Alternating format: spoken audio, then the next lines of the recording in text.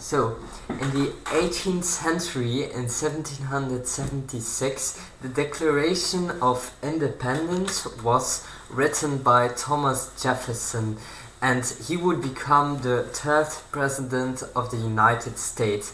This declaration actually declared that the 13 colonies, then ruled by Great Britain, would become independent. In 1787, the Philadelphia Convention was trying to settle the laws of the country, so that would become the Constitution, and the Constitution was the supreme law of the United States.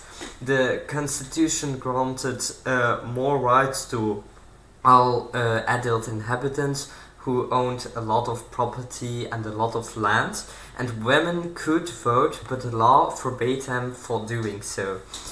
In the beginning of the 19th century, a life of women in the United States was actually based on doing the whole household chores and taking care for the children.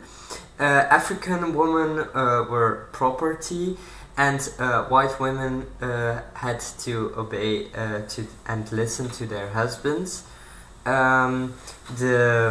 The strange women and the immigrants had to work in factories, but the working conditions there were very bad, so it was slavery.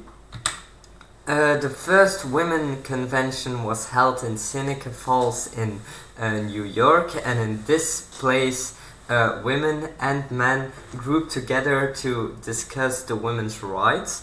In 1848, the Declaration of Sentiments was signed here by 68 women and 32 men.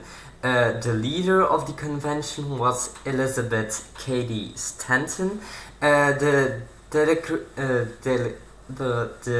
Declaration of Independence was actually the inspiration for this document, and the members of the convention wanted to have more rights, more voting rights. They wanted access to all kinds of freedom, and they wanted to end slavery.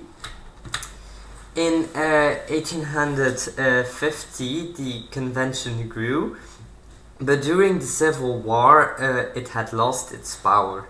After the war, the 14th and the 15th Amendment of the Constitution were made, giving more rights to the slaves, but that raised questions within the organization, and some leaders didn't want to support the amendments to accomplish universal suffrage, so they endangered the rights of the black slaves for their own good.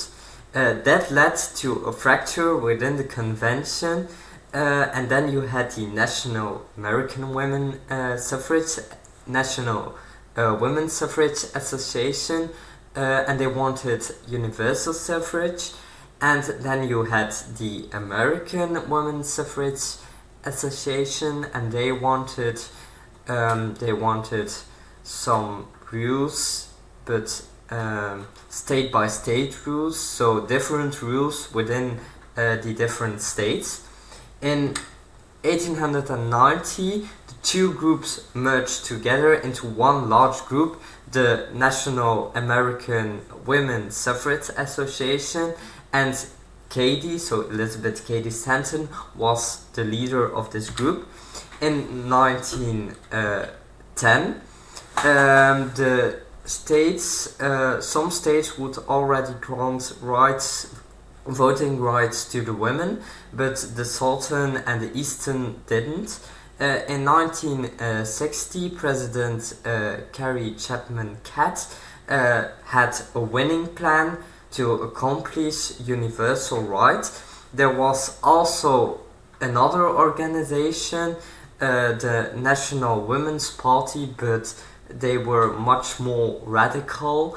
For example, they did hunger strikes, but during World War I, it was actually an advantage for the conventions, because women showed that they could really work hard for their own country. So finally, in 1920, the 19th Amendment of the Constitution was finally ratified, and on 2 November 1920, more than 8 million women had now voting rights. So thank you for listening.